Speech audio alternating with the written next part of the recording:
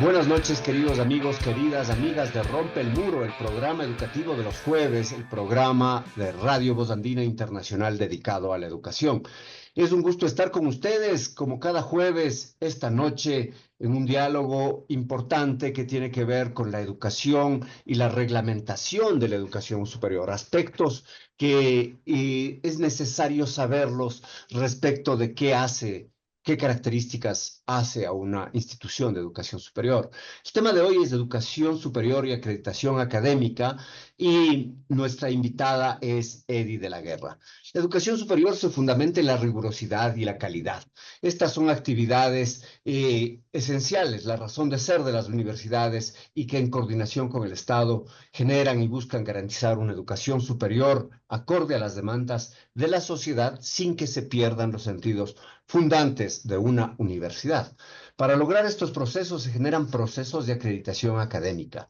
Esta noche conoceremos qué significa eso, qué procesos se siguen y otras preguntas relativas sobre este importante tema serán respondidas por nuestra invitada, la doctora Edi de la Guerra, directora general académica de la Universidad Andina Simón Bolívar. ¿Quién es Edi? Edi de la Guerra, nuestra colega y amiga, es licenciada en Ciencias Públicas y Sociales, es abogada y doctora en Jurisprudencia por la Universidad Central del Ecuador, magíster en Derecho con mención en Derecho Tributario por esta Casa de Estudios, la Universidad Andina, es magíster en Docencia Universitaria por la ESPE, la Escuela Politécnica del Ejército, doctora en Derecho por la Universidad Complutense de Madrid, docente de planta a tiempo completo en el área de Derecho de esta universidad y a la vez directora general académica de la Universidad Andina Simón Bolívar. Un gusto tenerte con nosotros, Edi. Bienvenida. Buenas noches. Muchísimas gracias, muy buenas noches. Saludos a todos los oyentes de este maravilloso programa. Gracias, Eddie. Entramos directamente al tema. ¿Qué es la acreditación académica y por qué esta es importante? Cuéntanoslo, por favor. La acreditación académica desde el punto de vista conceptual es un certificado de calidad, ¿sí? Que se le otorga a las instituciones de educación superior que han pasado por algunos procesos de autoevaluación, de evaluación externa y que han demostrado que tienen condiciones para ofertar determinados tipos de programas.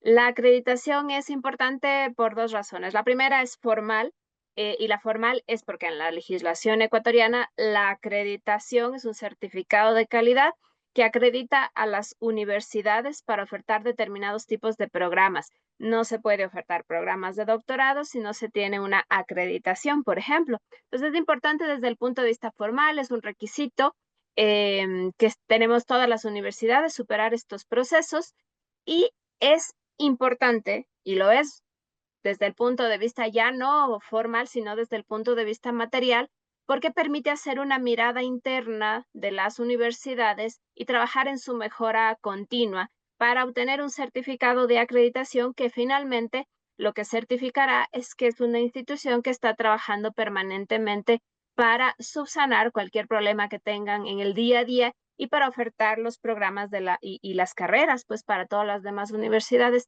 en las mejores condiciones posibles.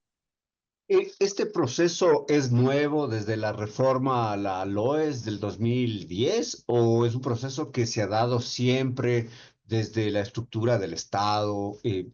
Cuéntanos un poco sobre ello. Mira, la legislación ecuatoriana en materia de educación superior es una legislación que está en deuda con el país.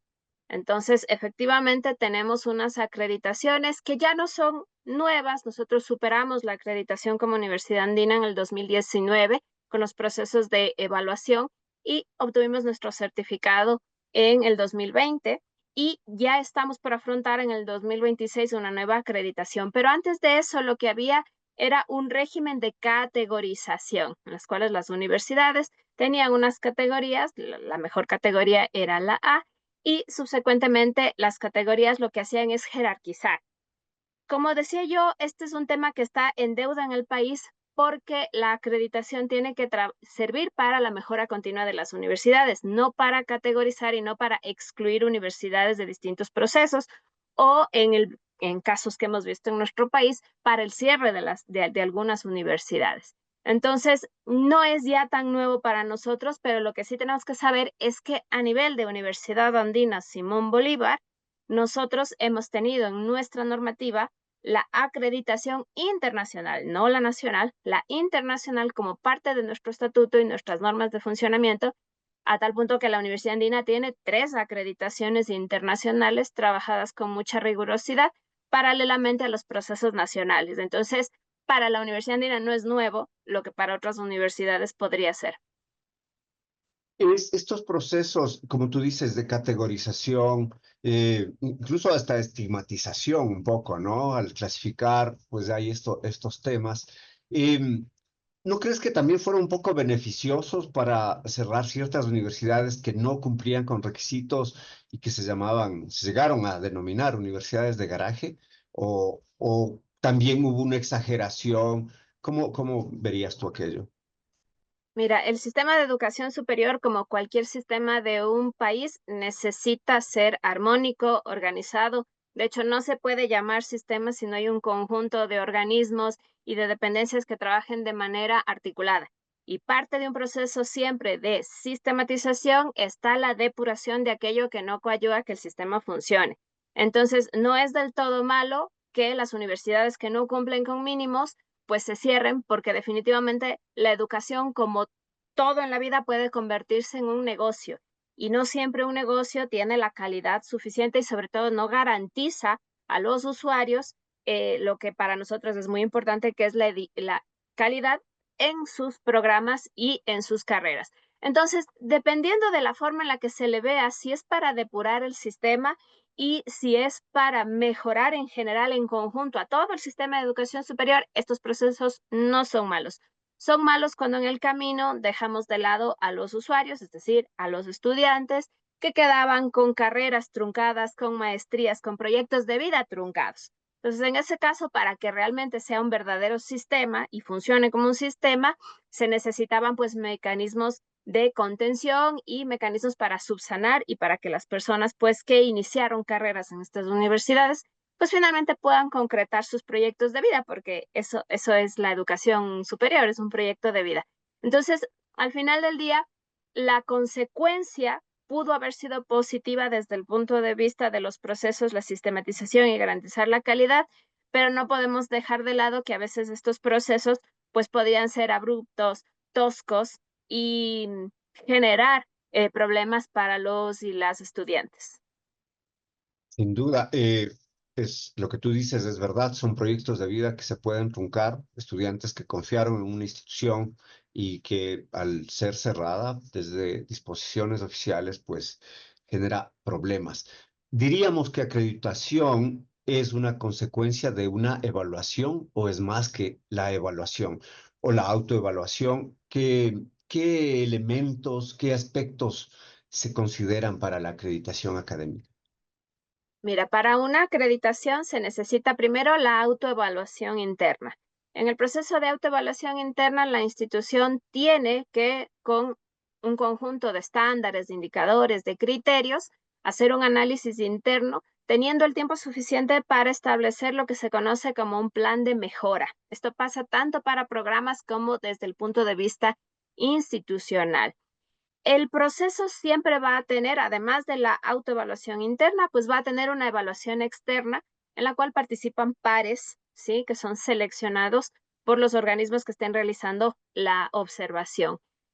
Con esos dos insumos, el de la autoevaluación, que es interna, el de la evaluación externa, se alcanza pues la acreditación. Y la acreditación viene a ser un certificado de calidad que habilita luego a la institución de educación superior para tener su oferta en toda regla. Entonces, la acreditación como certificado en sí mismo sí que es la consecuencia de llevar a cabo varios procesos, autoevaluación, evaluación externa, pero sobre todo el de mejora continua. Un proceso de mejora continua planteado desde la misma universidad, ¿verdad? Hacia Es el Estado o hacia la institución. ¿Qué institución es? Es el CASES, ex-CEACES. Cuéntanos un poco de esta institución, qué vinculaciones tiene con el CES, CENESID. Quizás son instituciones que para nuestros radioescuchas pueden crear confusión. Bueno, es importante señalar que la que estamos obligadas todas las universidades ecuatorianas se tiene que realizar ante el Consejo de Aseguramiento de la Calidad, ¿sí? Que es un organismo que funciona de manera articulada, o al menos así debería ser, junto con el Consejo de Educación Superior y CENESID. Estos tres organismos trabajan de manera articulada y es bastante interesante cómo el sistema está intentando funcionar ahora, porque piden un conjunto de información para efectos, por ejemplo, presupuestarios, y esa misma información es la que se utiliza para la evaluación institucional y la de programas. Entonces, el sistema está articulado. Es importante señalar que el propio CASES tiene una legislación que permite que las universidades puedan acreditar sus programas de posgrado con acreditadoras internacionales reconocidas por el propio CASES, es decir, que el proceso también se puede llevar a cabo con una acreditadora internacional que sea de prestigio, que sea reconocida y que cumpla con un conjunto de requisitos conforme el reglamento correspondiente.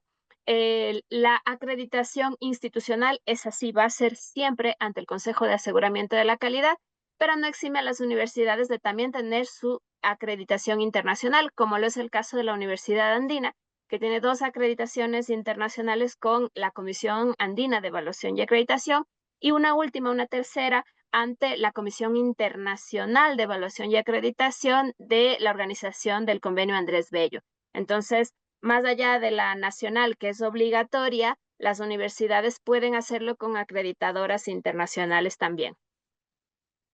Varios aspectos. ¿Qué se evalúa? ¿Qué infraestructura, biblioteca, equipos, qué sé yo, número de profesores con títulos? Cuéntanos, quizás es interesante para nuestros escuchas. Sí, por supuesto. El proceso de acreditación lleva implícito primero un análisis de las condiciones institucionales. Las condiciones institucionales van desde la infraestructura física, infraestructura tecnológica, hasta el sistema de aseguramiento interno en el cual se incluye inclusive un sistema de becas, apoyos, de servicios estudiantiles, de acompañamiento, todo aquello que permita tener una oferta académica y que la misma pueda ejecutarse. Pero adicionalmente se evalúan el entorno de aprendizaje, se evalúan en el caso ya de los programas, que es lo que la Universidad Andina está en este momento realizando, su currículo, su cuerpo docente, los títulos, la experiencia, la investigación, la vinculación de su planta docente y de los docentes externos, incluso invitados internacionales que acompañan estos procesos. Y finalmente hay un apartado que es sumamente importante, que es el de los resultados de aprendizaje y las tasas de titulación y la eficiencia en la titulación. Evidentemente, cuando uno oferta una carrera o un programa, el objetivo es que todos los estudiantes que postularon, fueron admitidos y se matricularon, pues terminen la carrera o el programa y obtengan su título. Pero no solamente que obtengan el certificado como tal, sino que hayan alcanzado los resultados de aprendizaje de su carrera o su programa. Entonces, parte del proceso de evaluación incluye este análisis para efectos de la acreditación del cumplimiento de esos resultados de aprendizaje. Tú mencionas ahora un aspecto esencial, que es la titulación. Eh, Titularse de una maestría, en el caso de nuestra universidad, me imagino que eso aplica para las universidades también de pregrado. No es fácil y se han dado distintos cambios tanto en la institución, en las instituciones, cuanto en los entes centrales gubernamentales para ello. ¿Qué óbices, qué temas están o están en discusión sobre titulación? Siempre en temas de acreditación nos van a poner un estándar que es cuantitativo, una tasa de eficiencia que le dicen que en ciertos programas es del 80% aproximadamente, 82% en la gran mayoría, y en otros como el doctorado es del 40%. ¿Cuál es el principal óbice para que alguien tanto en pregrado como en posgrado no pueda alcanzar la titulación y no esté dentro de ese porcentaje que, como ven, se espera sea alto? Es básicamente todo lo relativo a lo complicada que es la vida hoy en día. Trabajar y estudiar al mismo tiempo para cualquier persona es complicado. Y su entorno familiar, si es que tiene familia, si es que tiene que alguna atención prioritaria que realizar, eso siempre va a complicar. los programas hoy en día están diseñados para que los estudiantes, por las condiciones de vida tan duras que existen en nuestro país, tengan que trabajar y estudiar al mismo tiempo. Entonces, el principal impedimento para que alguien alcance su titulación es un tema de disponibilidad de tiempo y es un tema de condiciones que son incluso, podríamos decir, sociales y son nacionales. Entonces, ¿cuál es la responsabilidad de las universidades? Sabiendo que hay esas dificultades que son humanas, dar todos los servicios universitarios y todo el acompañamiento necesario para, de alguna manera, intentar garantizar que esa persona, más allá de sus complicaciones, pues pueda alcanzar la titulación. No es solamente cuestión de ofertar las asignaturas y que los estudiantes aprueben sus asignaturas, se trata de darles un acompañamiento para que no desistan, para que no decaigan, para que den su último esfuerzo y concluyan con su trabajo de titulación o la opción de titulación que hayan escogido y alcancen la meta. Si no trabajamos en el acompañamiento, muy probablemente esa tasa de titulación quede baja y la universidad como tal se sienta responsable por no haber dado el acompañamiento apropiado. Aun cuando no sea netamente responsabilidad de la universidad, en el fondo.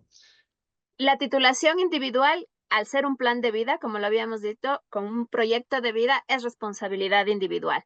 Pero los estudiantes deben tener en su universidad un sistema de apoyo, y no solamente en su universidad, en la sociedad, en la familia, deben contar con un sistema de apoyo. Hoy en día, terminar una carrera o terminar un posgrado depende mucho de los sistemas de apoyo que tengas, y en eso la universidad sí que puede prestar buenos servicios, tutorías, acompañamiento, el bienestar ahí, las oficinas de bienestar universitario, intentando apoyar. E inclusive, si tú te pones a pensar en todo el sistema de becas y ayudas financieras, está orientado precisamente para que aquellas personas que tienen que trabajar y estudiar al mismo tiempo, pues puedan subsistir durante ese tiempo económicamente y pues puedan concretar. Entonces, la responsabilidad de la universidad no es titularles a la fuerza, no es dar el título a todo aquel que se haya matriculado, sino al que se lo haya ganado, pero sí es responsabilidad acompañarle en el camino para que pueda concretar. Fantástico. Estamos en un diálogo con Eddie de la Guerra, directora general académica de la Universidad Andina. Quería, Eddie, tú planteabas esto de la titulación como un eje esencial. ¿Cómo pierde la sociedad al no tener titulados? Bueno, la sociedad pierde mucho desde el punto de vista de la estructura que tiene. Lastimosamente, en el país hay menos plazas de trabajo de las que se necesitan. Y también existe un sistema en el cual la titulación ya no solo de bachillerato es requerida, sino que se requiere una profesión y cada vez más los sistemas de organización jerárquica, ya sean tanto públicos como privados, reconocen como méritos para acceder y para tener un ascenso la titulación. Entonces, mientras más estudiantes tengamos que no se titulen, tenemos menos fuerza de trabajo desde todo punto de vista, tanto público como privado. Y nos quedamos con personas en situación de indefensión al no tener trabajo digno, sueldo digno, afiliación. Entonces, parte de la responsabilidad que tienen las universidades es aportar para que el sistema laboral también funcione. De hecho, parte de los esquemas de evaluación y acreditación incluyen este seguimiento al graduado para ver cómo le fue después de haber obtenido el título, si consiguió trabajo, si no lo tenía, o si lo tenía, si recibió un ascenso o un incremento en su remuneración. Y en función de eso, el vínculo con lo público y con lo privado también va ahí de la mano. La sociedad pierde mucho si nuestros estudiantes no se titulan. Puede que las universidades privadas y que cobren pues tengan la ganancia de haber cobrado esas matrículas, pero la sociedad sí que se queda afectada. Aun cuando la sociedad no tiene la capacidad para absorber toda la población que se gradúa, ¿verdad? Lastimosamente. Lastimosamente no, pero es responsabilidad del Estado como parte de sus políticas públicas generar estas plazas de trabajo, generar condiciones para que la empresa privada también tenga plazas de trabajo. Y una vez que nosotros entregamos a la sociedad un nuevo profesional, un nuevo magíster, un nuevo doctor, que existan condiciones para que esas personas tengan trabajo digno. Al final del día lo que buscamos es que las personas tengan trabajo digno, que tengan estabilidad y que Tengan puedan construir capacidades, un futuro. tengan capacidades para defenderse. en un ámbito competitivo. Un poco yendo, comenzábamos algo sobre este tema que te quisiera preguntar, es, este proceso de acreditación se ha dado desde siempre. Yo te mencionaba la LOES del 2010, pero antes había el CONESUB, ¿verdad? Ujú, Y antes había el CONUEP, y que ujú. eran instituciones que tenían más o menos lo mismo que el CASES, el CES, o no. Un poco, ¿desde cuándo hay acreditación? ¿O es que es novísimo, o es que también siempre hubo, ¿no? ¿Cómo lo verías tú? Desde el punto de vista internacional, acreditación siempre ha habido. El problema es cuando le pones la etiqueta a algo que no es. Entonces, todos los sistemas previos con las entidades con nombres previos de categorización de las universidades no realizaron los procesos de acreditación como hoy los conocemos. Sí, en el Ecuador hay dos procesos de acreditación, el que ya hemos llevado, en el cual las universidades están o no acreditadas, la gran mayoría superaron la acreditación en el 2020, y el que estamos actualmente en marcha, porque todo modelo de acreditación, todo criterio, todo estándar tiene que ser al menos 3 años conocido por la institución para que pueda trabajar en su mejora continua. Entonces, a pesar de que la acreditación va a ser en el año 2026 la institucional y en el 2027 la de programas de posgrado, estamos trabajando en ese segundo proceso de acreditación como hoy la conocemos y como internacionalmente también se conoce. En mi criterio muy personal, los procesos que llevamos anteriormente con las entidades que ya no tienen ni siquiera los mismos nombres son procesos de categorización. Y la categorización, como bien les decía, pues puede tener lo positivo y lo negativo. Jerarquizar y discriminar por puntajes es complejo. Yo no te podría decir que eso es acreditar, pero sí hacer una discriminación que pudo haber tenido como buena consecuencia cerrar universidades que no eran universidades, que eran negocios, pero que también te ponen una situación de discriminación, especialmente si no identificas o no haces una distinción sobre el tipo de universidades. No es lo mismo una universidad pública que recibe presupuesto del Estado y que con eso tiene que hacer todo, mantener desde la cancha hasta el centro deportivo, hasta las aulas, que una universidad privada que cobra matrícula, colegiatura y que tiene las condiciones para hacer lo mismo. Entonces, si por ahí no empezamos a distinguir y no sabemos el esfuerzo que hace la universidad pública con el recurso que tiene, ya no estamos bien. Y más aún si no distingues el tipo de universidad. Siempre uno de los cuestionamientos que se hace es que no se puede aplicar los mismos criterios a una universidad que tiene predominantemente carreras, que tiene pregrado, respecto de las universidades. Bueno, universidad una sola, la andina, está Flaxo, que es un sistema internacional de facultad, y el IAEN, que son instituciones que solamente ofertan posgrado. Entonces, si no distinguimos el tipo de institución, el tipo de financiamiento que tiene, ya de por sí esa categorización no estaba bien, ¿sí? Porque podría generar una discriminación no justificada en razones de justicia. Pero, como digo, ahora los sistemas son de acreditación, no son perfectos, pero de alguna manera el acreditar y que todas puedan acreditar y que la mayoría lo hayan hecho, sean públicas o privadas, ya te dice bastante del cambio. Cambio, y en este proceso había la evaluación y acreditación, la Ujú. institución, ¿no? Más evaluadora, más externa, y se cambió a un proceso autoevaluativo de acreditación nada más. Creo que ese es un hito importante. ¿Y cómo evalúas tú aquello? O quizás dices, no, debía seguirse habiendo una evaluación, un centro evaluatorio, y no como ahora. ¿Cómo evalúas aquello? En mi criterio, el darle a la universidad la batuta, el mando en la autoevaluación y permitirle sustentar sus resultados, pero además permitirle tener un plan de mejora es mucho mejor que el sistema anterior. Hay un cambio radical. ¿Por qué? Porque es la propia universidad la que se establece un plan de trabajo en función de lo que es y de lo que tiene. No es lo mismo un plan de mejora nuevamente para una universidad privada que tiene recursos que un plan de mejora para una universidad que tiene recursos limitados y que le toca planificar incluso la distribución y la priorización en sus gastos y en sus derogaciones. Entonces, el poner en manos de la universidad la autoevaluación me parece apropiado. Luego viene el tema del diálogo con los pares, porque hay una evaluación externa en la institucional, nos ponen pares académicos y esos pares tienen que ser, y ahí es donde creo yo, el factor humano debe eliminarse cualquier atisbo de subjetividad, tienen que ser pares conscientes de la situación del país, tienen que ser pares que estén aterrizados en la realidad de la educación superior ecuatoriana. Si traen un par evaluador del extranjero que viene con el estándar europeo porque hizo su doctorado en Alemania, eso no va a funcionar.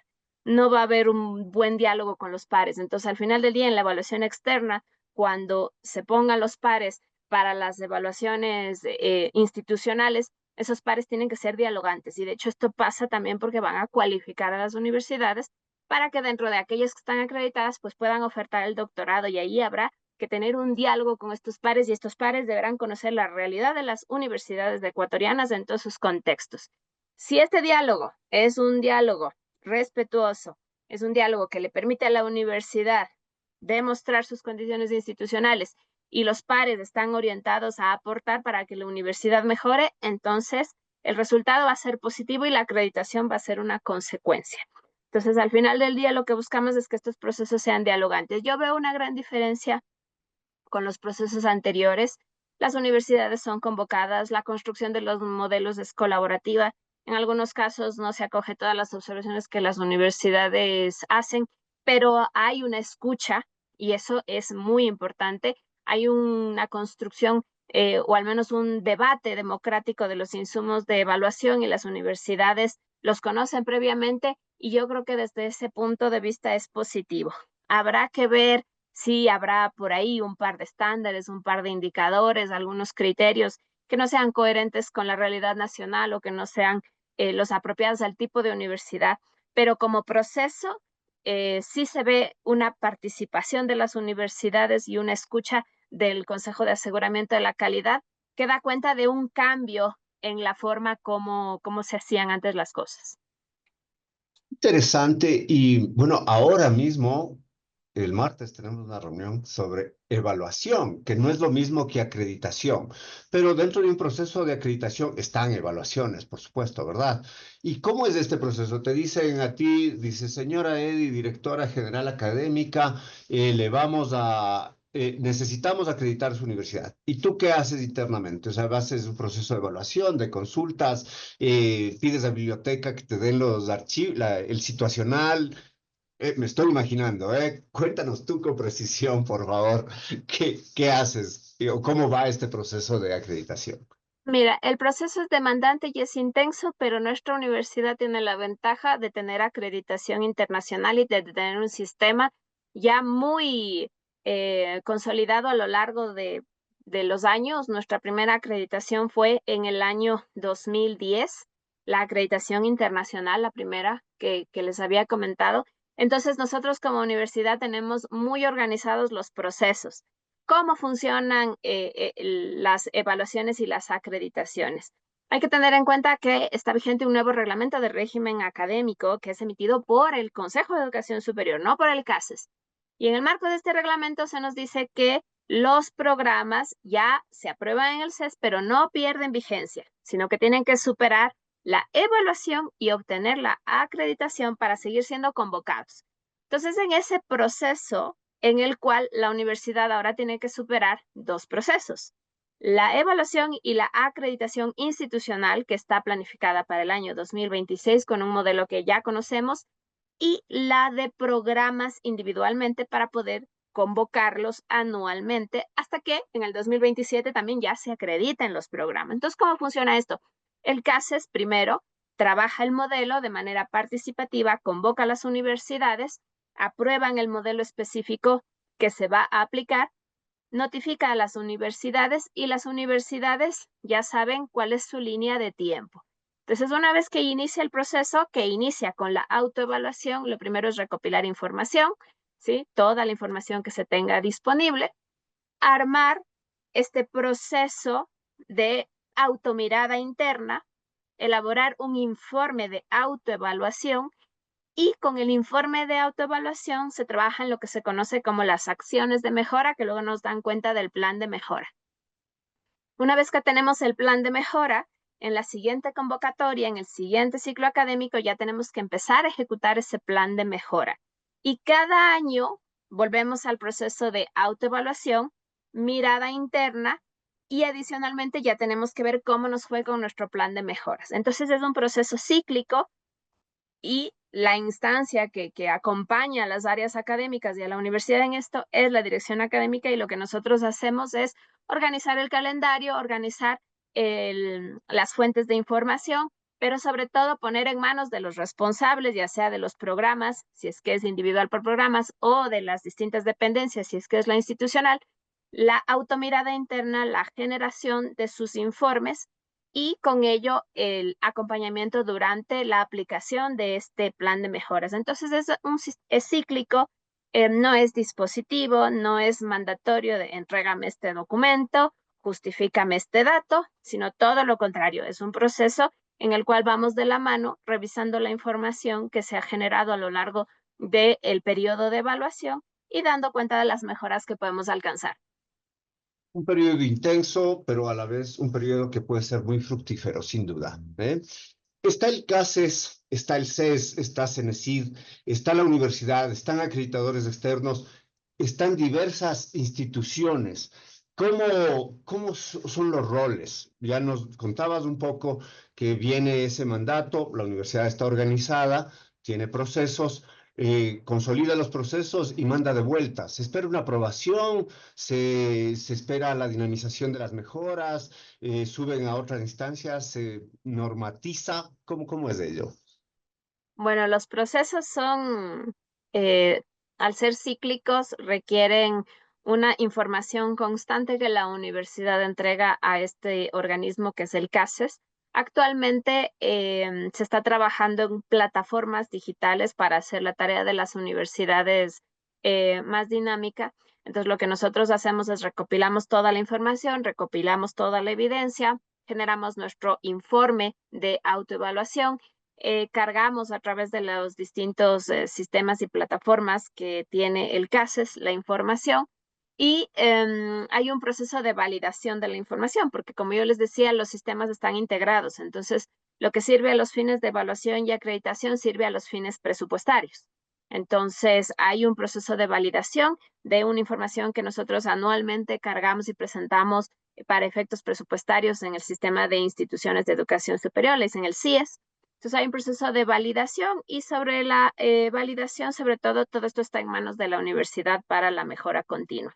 Si es que el proceso es de programas, que es aquel en el que estamos comenzando, todavía no tenemos mayor certeza de si en el 2027 tendremos pares académicos revisando a detalle cada uno de los insumos, o si es que se va a confiar en las universidades y los informes de autoevaluación que presentemos. Yo creo que ese es el escenario, el segundo, sobre todo porque la información con la que nos estaríamos acreditando es la información que cargamos a efectos de fines informativos en el sistema de instituciones de educación superior. Yo creo que el proceso va a ser bastante amigable, creo que el proceso va a ser llevadero. Y una cosa que sí es interesante es que el Consejo de Educación Superior tiene sus propios sistemas de seguimiento y monitoreo. Es decir, la universidad, cuando trabaja a nivel del CASES, trabaja para asegurar la calidad. Al menos ese es el discurso, esa es la motivación de la norma y de todos los reglamentos que se emiten. Y sentimos que los procesos sí van en esa línea, pero no son los únicos organismos que piden información a las universidades. Por acá está el Consejo de Educación Superior, que hace el monitoreo. Por ejemplo, tiene una comisión que monitorea la ejecución de los programas de doctorado y hay que entregar permanentemente información.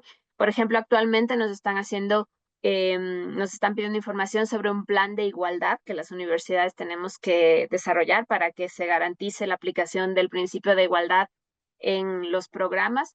Nos piden información sobre otro tipo de procesos, como por ejemplo la aplicación de algunas disposiciones transitorias que suelen emitir. Entonces, la universidad está permanentemente eh, entregando información a estos organismos que son de regulación y de control.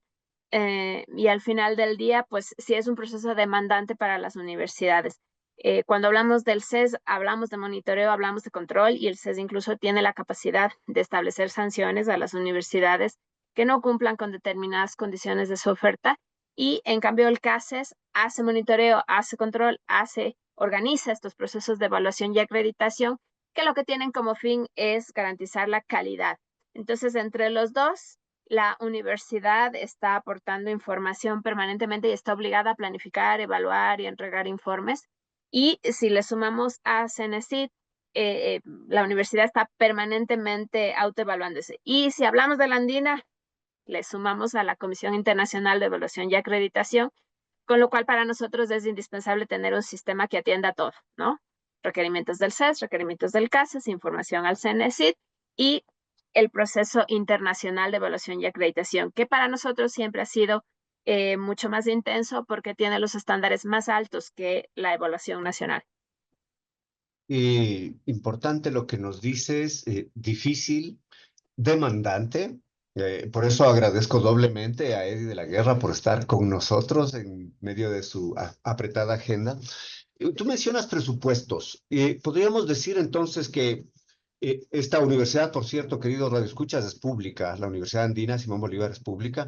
Pero en ese contexto se diría que pasando una acreditación, el Estado entrega recursos. Si no se la pasa, no lo entrega. ¿No es así? No, no es así. La universidad tiene un convenio firmado con el Estado, la sede de Ecuador tiene un convenio con el Estado ecuatoriano y el Estado ecuatoriano está obligado a realizar la asignación presupuestaria anual.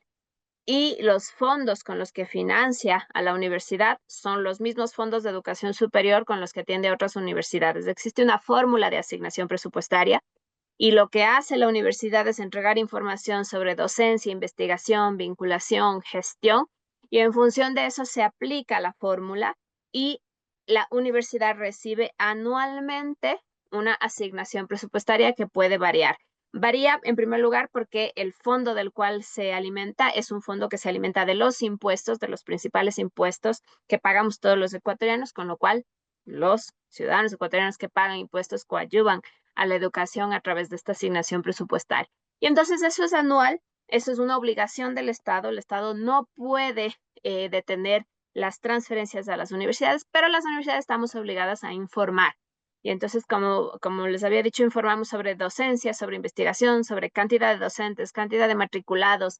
Inclusive tenemos que llegar a un nivel de información bastante interesante donde tenemos que documentar cuántos de los matriculados corresponden a grupos históricamente excluidos, por ejemplo. Y entonces todos esos elementos forman parte de la asignación presupuestaria y la universidad recibe. Así que la asignación presupuestaria no depende de la acreditación, es una es una obligación del Estado y la cumple, pero las universidades tenemos que informar. Lo interesante de esto es que todo está articulado porque es con la misma información que cargamos al CIES para efectos del presupuesto, con esa misma información valida nuestro proceso de autoevaluación. Con lo cual, articular los procesos está bastante bien porque se trabaja por la investigación, por la vinculación y sirve a todos los fines. El, esto de la no dependencia es importante y sin embargo los últimos gobiernos constantemente dan reducción de presupuestos como un edicto, ¿no? De la asignación presupuestaria del Producto Interno Bruto se reduce en un porcentaje, lo hizo Moreno, lo hizo Lazo, creo que también Noboa lo planteó, no sé si lo ejecutó. Eso, ¿cómo afecta al funcionamiento y qué hacer como universidades ante ello? ¿Podemos hacer algo? Decirles, miren, aquí nos constriñen. Había otro tema, el tema del examen del ENES, que decían se hace cargo las universidades, etcétera. ¿Cómo, Bueno, cómo? desde el punto de vista presupuestario, sí es importante aclarar que no es que los presidentes nos han disminuido la asignación presupuestaria porque lo han querido. Como bien lo había mencionado, el fondo con el cual se alimentan las universidades y se realiza la transferencia, que es obligación, es un fondo que depende de la recaudación de los impuestos. Si disminuye el impuesto a la renta, si disminuye el impuesto al valor agregado, disminuye el fondo y por lo tanto el pastel que antes era de, 30 ahora es de 25. 30, no, lo que pasa es que la porción es más pequeña. Tú tienes que seguir dando 30 porciones, pero las porciones son más pequeñas. No Justamente de más. eso se trata. Antes era Ujú. de 3 kilos, ahora es de 2,5 kilos, pero tienes que atender a tus Ujú. 30 comensales. ¿Con qué? Ya. Con una porción más pequeña. Entonces, no es que la asignación presupuestaria, lo que sí es que tenemos en el Ecuador un sistema financiero público en permanente crisis y con déficits agravados, ¿no? Con una deuda pública altísima y eso afecta. Entonces, ¿cuál es el rol de las universidades? Bueno, las universidades de alguna manera tienen que aguantar. Es un problema estructural. Las universidades, se espera que las universidades hagamos más con menos recursos y eso es injusto para las universidades. Entonces a las universidades les toca tener docentes con más horas de trabajo, dar menos estímulos para la investigación, dar menos estímulos para la vinculación, sobre todo, que es tan importante. Entonces a la universidad le toca organizarse y parte de la organización implica establecer convenios, hacer captación de fondos, trabajar con la cooperación internacional, es decir, hacer su propia gestión para obtener recursos y no depender exclusivamente del Estado, porque si dependiéramos exclusivamente del Estado, pues no podríamos recibir a todos los estudiantes, pero sobre todo no podríamos otorgar las becas y las ayudas financieras y los descuentos que tenemos. Entonces, para las universidades es muy duro. Mencionabas por ahí un examen. El examen que se aplica a las carreras en pregrado es algo que inclusive están con demandas constitucionales, con acciones constitucionales. Hay mucha tela por cortar. Se había pensado que la acreditación de programas tenga también un examen, pero eso está en debate. El propio CASES sabe las dificultades que tiene examinar los resultados de aprendizaje directamente de los graduados en programas de posgrado y se está trabajando en eso.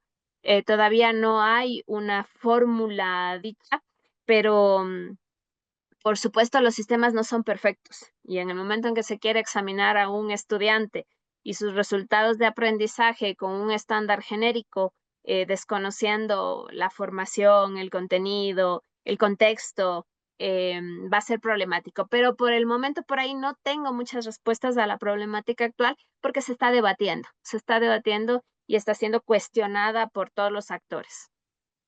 Este programa lo escuchan estudiantes, educadores, gente interesada en la educación, autoridades educativas y profesores universitarios.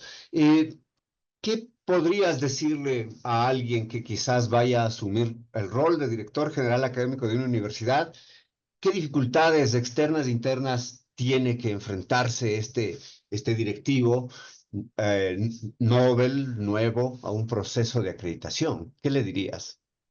Que venga armado de mucha paciencia. De mucha Primero, paciencia, de buena voluntad, de capacidad de diálogo y va a requerir de destrezas argumentativas, porque si hay algo que yo quiero ratificar el día de hoy y que es bien importante, es que actualmente organismos como CES y CASES escuchan, no solamente cuando vas tú a quejarte, sino porque te convocan para hacer participativo el desarrollo de la norma o para hacer participativa la construcción del modelo.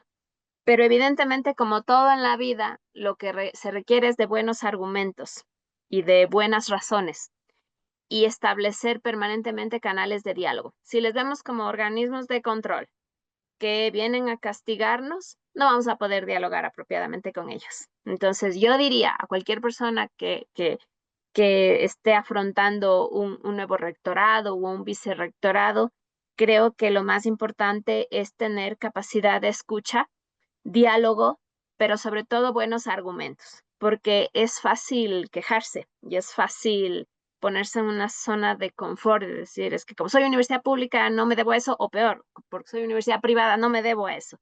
Yo creo que el diálogo es fundamental. Si no hay diálogo, no hay sistema. Es así de sencillo. Entonces yo le diría, venga con paciencia, venga con tiempo y esté dispuesto a dialogar con los organismos, que el diálogo funciona.